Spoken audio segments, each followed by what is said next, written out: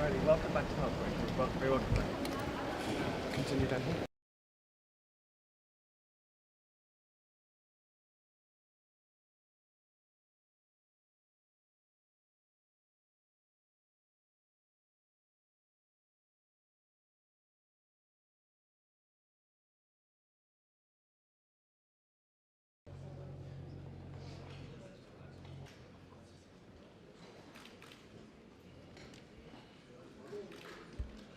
Dear colleagues, we will now move to our first agenda item, addressed by the Minister of Foreign Affairs of Armenia, His Excellency Mr. Ararat Mirzoyan. With this, I give the floor to His Excellency Mirzoyan. Excellency, you have the floor.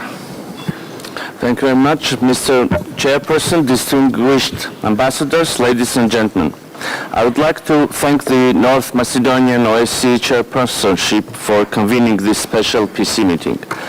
This is already the second time that I'm addressing this distinguished body during this year, and it's the second time I'm here to speak about the humanitarian situation in Nagorno-Karabakh caused by the illegal blockade of the Lachin corridor by Azerbaijan.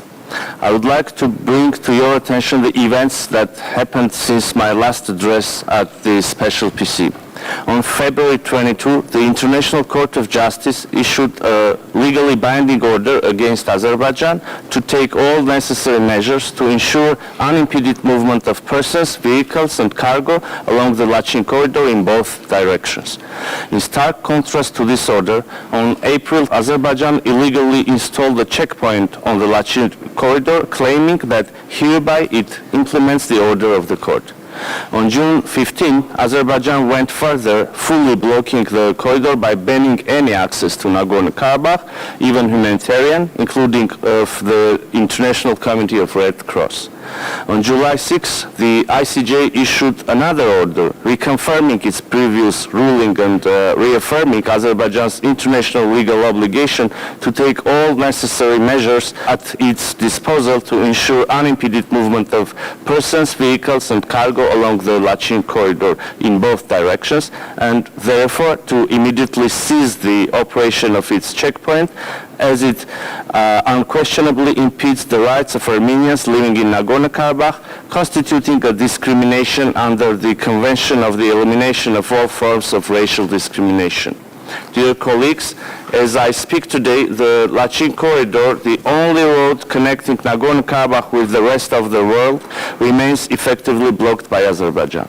After more than 7 months of its illegal blockade, the situation on the ground is rapidly deteriorating. I know that our delegation in the OSCE regularly updates the Permanent Council of the situation on the ground. Therefore, I will not go into much details, but rather would recap the main points.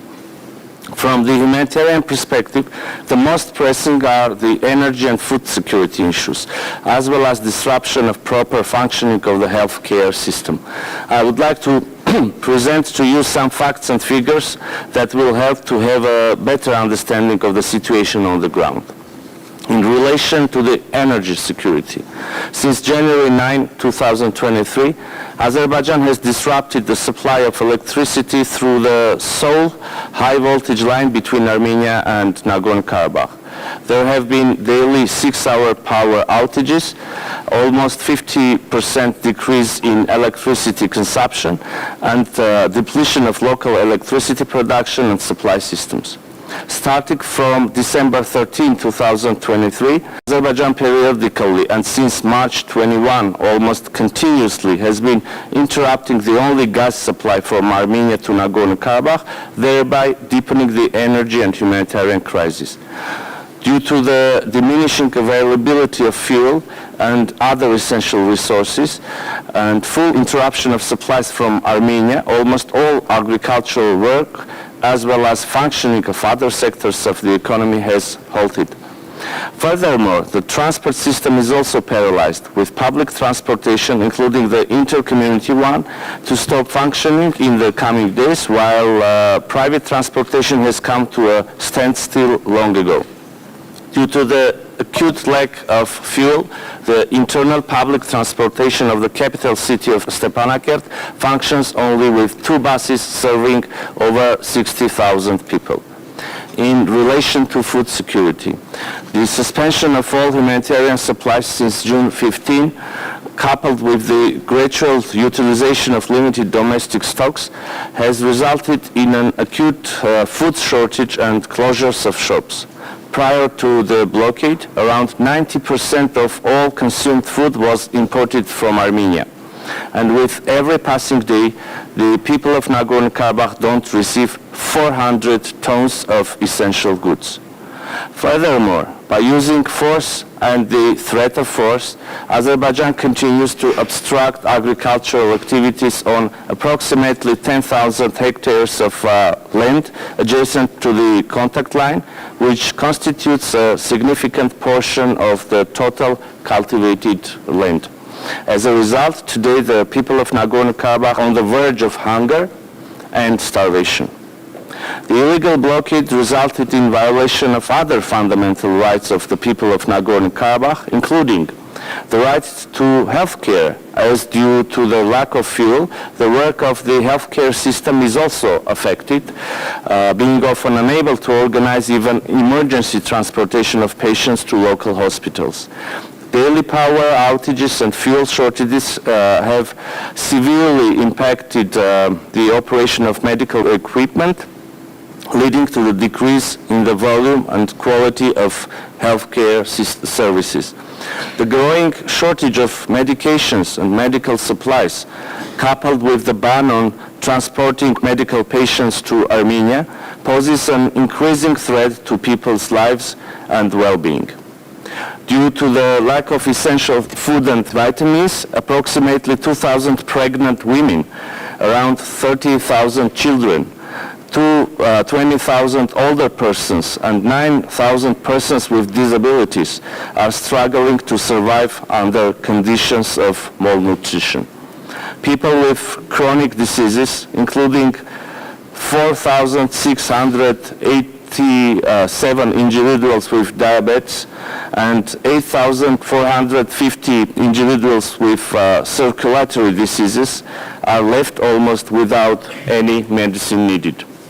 The shelves of pharmacies are completely empty, unable to provide even first aid medicine.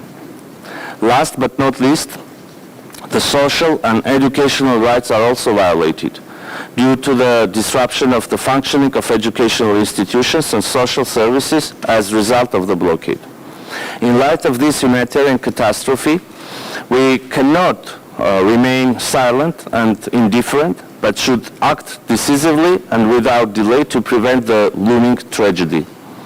We should clearly state and place on record that these actions, regardless of the fact by whom they are carried out, constitute a blatant violation of international humanitarian law and a breach of the Geneva Conventions and the Fourth Geneva Convention in particular.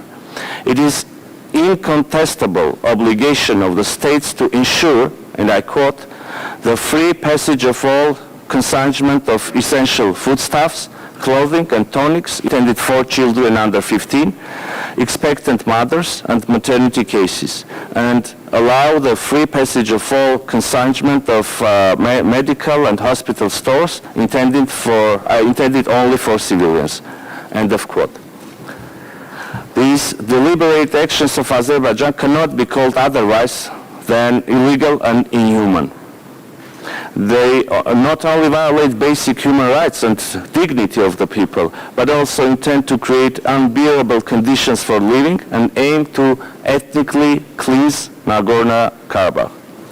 Mr. Chairperson, I would like to now turn to the political and security dimension, and would like to reiterate that Armenian side is committed to continue its efforts for normalization of relations and opening a new era of peace in our region.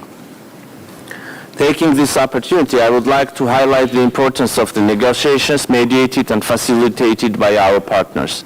We appreciate their efforts and dedication to the peace agenda and better future for our region. We are convinced that durable peace in the region is possible, and it's possible if the sides show utmost willingness to address the root causes of the conflict. In this regard, the issue of rights and security of the Armenian population of Nagorno-Karabakh is a key. As stated recently by the Prime Minister of the Republic of Armenia, we are ready to recognize Azerbaijan's 86,600 square kilometers, which includes Nagorno-Karabakh, however, with the understanding that the issue of the rights and security of the Armenians of Nagorno-Karabakh must be discussed within a framework of an international mechanism through Stepanakert-Baku dialogue. The respect of territorial integrity of Azerbaijan should not and could not be anyhow misinterpreted and used as a license for ethnic cleansings in Nagorno-Karabakh. For understandable reasons, I cannot go into much details regarding the ongoing discussions and would like to just reaffirm our readiness to engage in good faith and in finding solutions to extremely complex and sensitive issues and situations. One of the most important issues in these negotiations relates to the mutual recognition of the existing interstate borders. According to the Almaty Declaration of 1991, the administrative borders of the former Soviet republics of Armenia and Azerbaijan were recognized as interstate borders. Armenia advocates having a clear borderline to avoid any future territorial claims and exclude the possibility of use of force for materializing those claims. And in order to avoid any further ambiguity, we propose to recognize as the basis for the delimitation of the state border the most recent existing maps.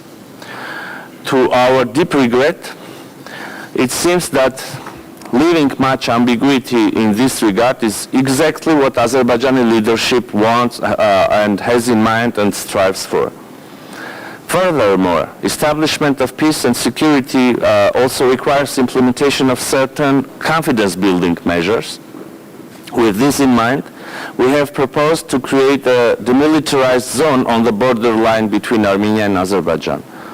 Our suggestion is to relocate the forces to the borderline defined in the 1975 USSR General Staff maps and start discussions on modalities of the mentioned demilitarized zone or distancing of forces.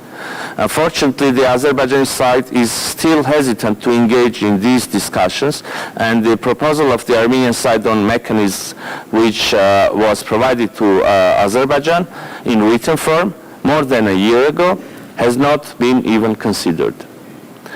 Another issue of the negotiations agenda is related to unblocking of regional transport and economic links.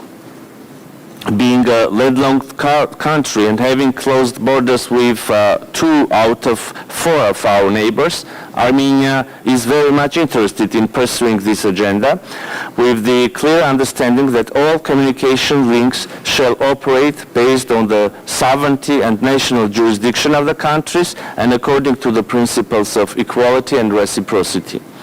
The progress achieved in the last 3 years on this issue gives us some optimism to pursue our vision on the Armenian, as we call it, Armenian crossroad. At the same time, we see that in parallel with conducting negotiations on normalization of relations with Armenia, Azerbaijan consistently engages in actions on the ground that lead to worsening of the situation in and around Nagorno-Karabakh.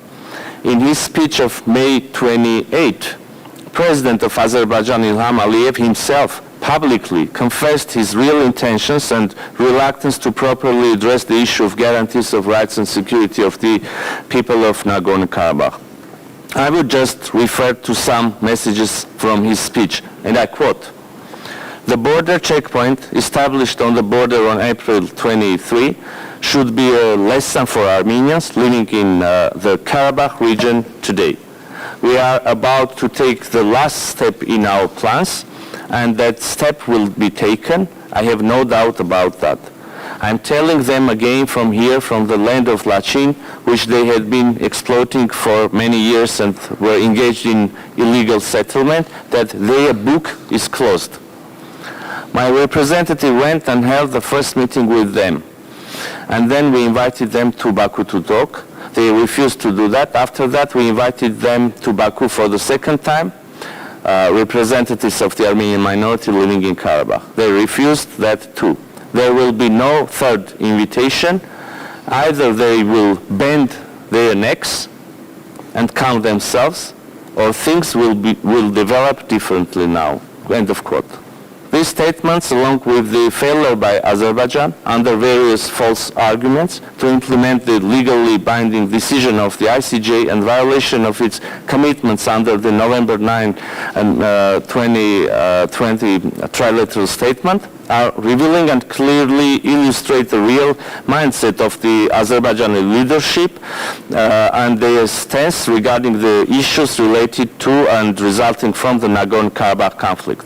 The statements and actions of Azerbaijan equally reveal the lack of adherence to the international law and calls of the international community. Mr. Chairperson, I would like to now turn to the issue of Armenian prisoners of war and other captives that are still kept in Azerbaijan in captivity 3 years after the 44-day war. Azerbaijan refuses to return all the Armenian prisoners of war and civilian captives. According to the data confirmed by Azerbaijan, 33 people, including 3 civilians, are still kept hostage in Baku. Moreover, on 26th of May this year, after the meetings in Brussels and Moscow, 2 more servicemen of the armed forces of Armenia who were delivering provisions and water to combat outposts were abducted by the armed unit of Azerbaijan, which illegally crossed the state border of Armenia. On July 7, they were sentenced to 11.5 years of imprisonment. This is yet another violation by Azerbaijan of the international humanitarian law and trilateral statement from November 9, 2020. Mr. Chairperson, dear ambassadors, the OSCE, which with its mandated structures has been engaged in mediating the negotiations to resolve the Nagorno-Karabakh conflict from the early 1990s, unfortunately, the use of force and the war of aggression dealt a severe blow to these efforts. Even though Azerbaijan wrongly claims that Nagorno-Karabakh is an internal issue now, the humanitarian catastrophe created by Azerbaijan in Nagorno-Karabakh shows that without a viable international mechanism, no single Armenian will survive in Nagorno-Karabakh. Although talks with Azerbaijan continue, further deterioration of the situation on the ground in Nagorno-Karabakh risks to seriously harm the ongoing political process. Thus, all the partners interested in peace and stability in South Caucasus should take concrete actions. The situation is crystal clear. Pressuring Azerbaijan to open the Lachin corridor will greatly contribute to the peace perspectives of our region. Concluding my speech, I would like to alarm you once again that the humanitarian catastrophe in Nagorno-Karabakh deteriorates with every passing hour. The current situation on the ground requires urgent attention of the international community.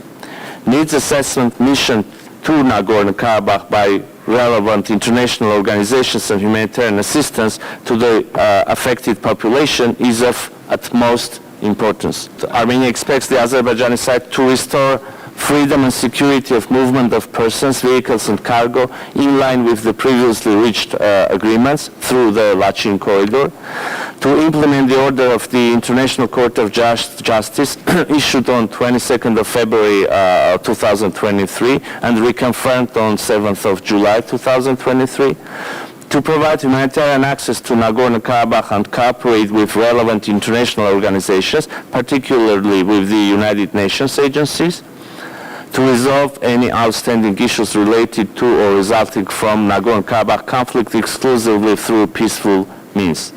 Thank you very much for your attention.